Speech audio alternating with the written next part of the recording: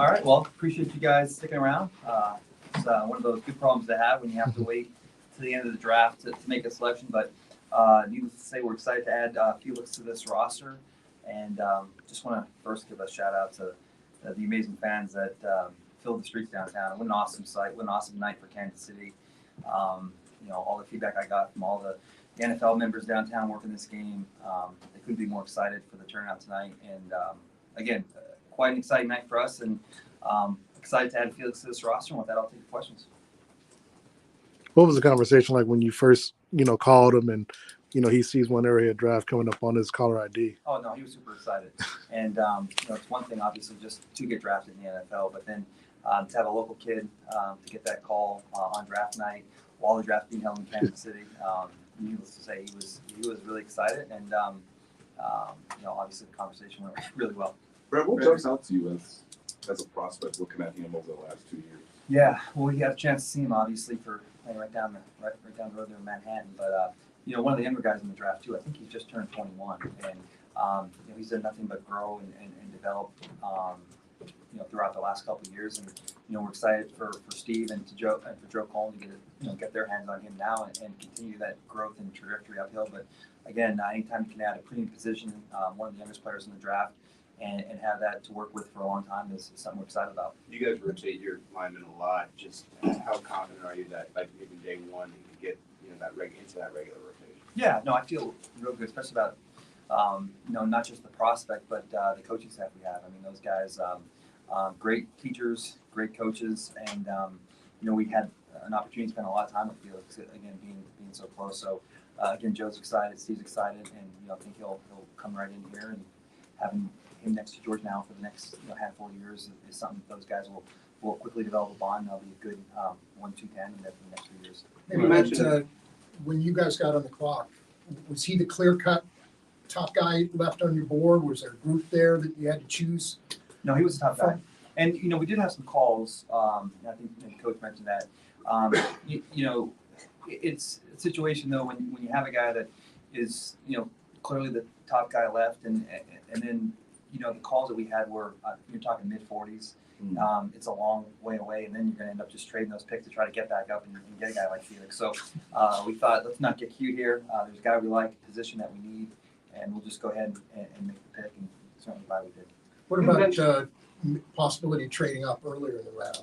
How close? Were you close at all? We had conversations, and some of the teams that we spoke to earlier in the day, I mean, the price was pretty steep at the time, and then there was a window, I think, minus the Bills moving up 2 spots with the 4. There was conversation that we had with teams, but when it was their time to pick, they were staying. They weren't trading. So Jacksonville had that small move with Buffalo there at 4, and the teams around, they weren't interested in trading. And then teams higher than that, the asking price was a lot, and having picks the next couple of days, having 2 3, 2 4s.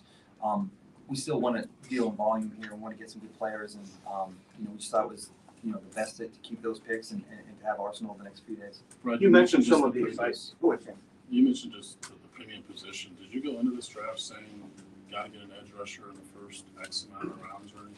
Well, I think just on our roster, I mean, there were check boxes that we wanted to address throughout the weekend, and whether that was defensive end or skill position or offensive line or what have you, we just wanted to come away with one of those premium positions right off the bat, and then work from there and see how the board goes. But again, when we were sitting there at 31, and he was the top guy on the board, and he made that decision easy. So did he rise up your board specifically because of your need or because of his position? Well, he was on our. Are you asking if he rose as the draft was going on? No. Even before the draft, where he placed him, was it more based on where your need or just the player himself? Really, the player himself. We're going to set our board, and our board is going to stay locked in, and then we're just going to follow the board. And then when we get to our pick, I mean, it's pretty easy. I think when you sit that board and stay true to it, and when you get to your pick, you face a decision of take the highest guy on your board or trade down, and again, then you're looking at a scenario where you're just probably trying to trade back up to get the same player. So he was a top guy on the board, position in need, so it made sense at the time, and Again, certainly excited for the next few days and the additional picks we have coming up. Brett, how do you feel now about that group of guys you have on the edge? Yeah, no, I mean, listen, it's a good group. We got a lot of young guys now. We brought in Charles, and we have some flex with Charles, and now we have George. Felix is in there, and certainly with Chris. Turk Wharton's coming back from an injury now, so we're excited to get him back, and he looks good. So, again, can't have enough depth on that defensive line, and that's something we're always gonna look to add, and so we're excited to add Felix tonight and get ready for tomorrow and for Saturday. Brett, you mentioned some of the excitement from Joe and Spags about getting Felix. What is it about Felix that excites them, and even what excites you about having him on this roster? Just the motor, the relentless effort. Again, a guy that had a ton of production at Kent State, and as I mentioned, just turned 21. So a majority of this production was coming in a big time conference at 19 and 20 years old. So I think every year he's been there, you can see the growth and development, and being so young, I still think there's a huge window for him to continue to grow and develop. And we're excited that we get him at this stage of his career, being so young. Got a lot of years to work with him and continue to grow and develop him. Right, it seemed around. Andy credited you for having discipline tonight. How difficult was it to maintain discipline? Yeah, it's one of those things where you're just trying to calculate, and when you're on the clock there, and teams are trying to trade up there right at the end, just trying to read the board. And I think it wasn't that hard, just because again the trade offers were so far down in the mid 40s, where you just try to quickly do the math in your mind and think about the board and how it's likely to play out tomorrow. Just the fact of the matter was, it was just a matter of us having to use a lot of those assets to go right back up. And sometimes you get too cute, you just miss out on a good player. So we just wanted to sit there and do what made sense, and that was just make the selection. How many guys did you have first round grades on this year? And was Felix one of them? I think we had, a handful of guys, 16, 18 guys, and Felix was right up there in that list. I mean, these lists are different depending on whether or not you count the quarterbacks, right? So, we have a little different model that we use just to kind of project where guys are going to go and what we're going to do. But, I think all these teams, by the time you get to the 20s, you're picking on guys though that, if they're not first round value picks, they're high too. So, these drafts turn into, first rounders are 15, and then even the picks at 25, 28, 30 are right there. So these values are all the same when you get to pick 31.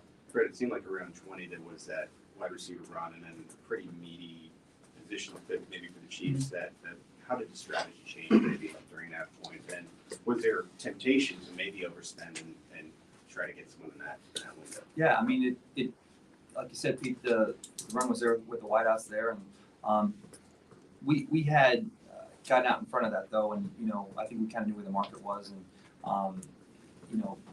obviously there were a few teams that were up there that were AFC teams, and they weren't interested in talking to us and trading with us, and after you get locked out of there of not being able to trade,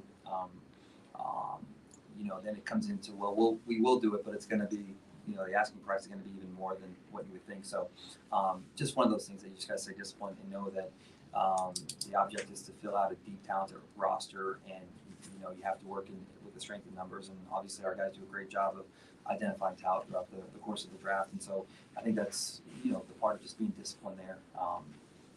Could be too aggressive at times, but when teams want, it's a little bit tougher sometimes when you're dealing with teams and in certain positions that are in your division or conference or what have you, or teams that you're likely to play that the asking price may be more. So we were aware of that, and then it was just a matter of doing what made sense for our team in the long run. Brett, he seems like a pretty durable player given the last 2 years. I just wonder if that was an element of it too, and if the medical situation was minimal, I guess, compared to maybe other prospects available.